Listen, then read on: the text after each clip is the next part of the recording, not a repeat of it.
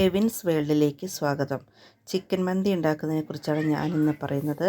നല്ല ടേസ്റ്റിയായ സൂപ്പറായ ചിക്കൻ മന്തി എങ്ങനെ ഉണ്ടാക്കാമെന്ന് പെട്ടെന്ന് നമുക്ക് കണ്ടിട്ട് വരാം. അതിനായിട്ട് ഞാനിവിടെ 3.5 കിലോ ചിക്കനാണ് എടുത്തിരിക്കുന്നത്. പെട്ടെന്ന് തന്നെ ചിക്കൻ മന്തി ഉണ്ടാക്കുന്നത് എങ്ങനെയാണെന്ന് നോക്കാം. കഴുകി വൃത്തിയാക്കിയ 3 കിലോ ചിക്കനാണ് ഞാൻ എടുത്തിരിക്കുന്നത്. അതിനകത്തേക്ക് 3 ക്യാപ്സിക്കം, കുറച്ച് മല്ലിയിലയും കുറച്ച് പുതിനയിലയും നന്നായിട്ട് ചെറുതായിട്ടരിഞ്ഞ് അതിനകത്തേക്ക് ഞാൻ മിക്സ് ചെയ്തു. 3 കിലോ ചിക്കന് 2 ക്യാപ്സിക്കം, അതിനകത്തേക്ക് 2 ടീസ്പൂൺ കുരുമുളക്, പൊടിച്ചതല്ല പൊടിക്കാത്ത 2 ടീസ്പൂൺ കുരുമുളക് പൊടി,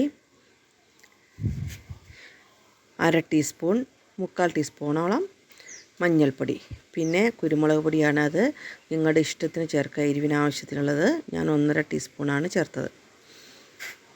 പിന്നെ ഞാൻ കുറച്ച് ചിക്കൻ മസാല ഇട്ടു, അത് ഓപ്ഷനിലാണ്, വേണ്ടവർക്ക് ചേർത്താൽ മതി.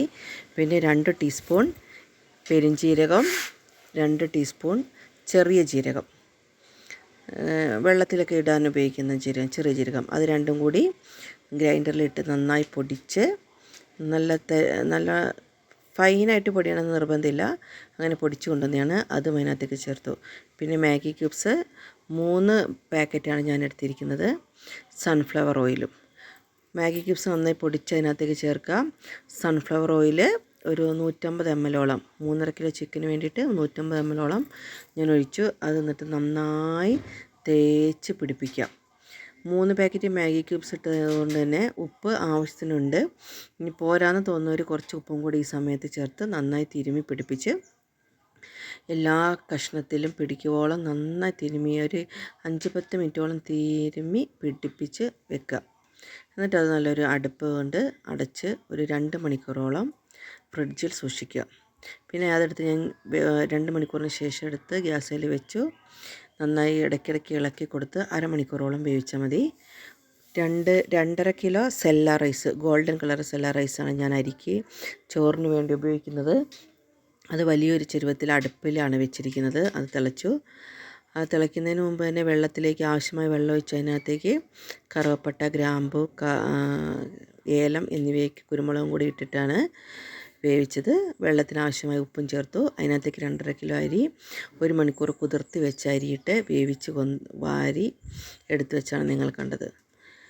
പിന്നെ ചിക്കൻ കഷ്ണം ഞാൻ മാറ്റി വെച്ചു. അതിനകത്തെ വെള്ളം എല്ലാം കൂടെ ചെരുവത്തിൻ്റെ അടിഭാഗത്തേക്ക് ഒഴിച്ച് ചെരുവത്തിൽ നിറയെ ചോറും ഇട്ട് ഏറ്റവും മേൽഭാഗത്തേക്കാണ് ഞാൻ ചിക്കൻ ഇട്ടത്.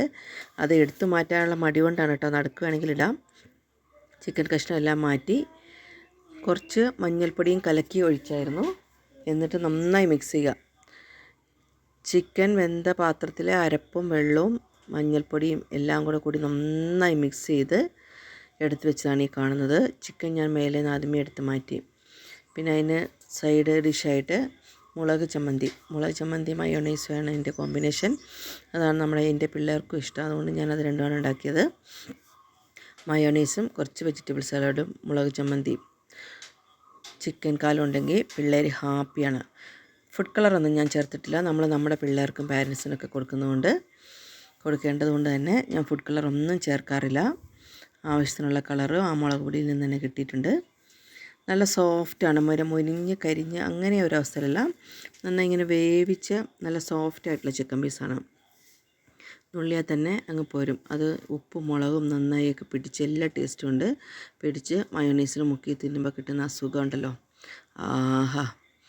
ട്രൈ ചെയ്ത് നോക്കാത്തവർ ട്രൈ ചെയ്ത് നോക്കണേ, ഫീഡ്ബാക്ക് അറിയിക്കണം.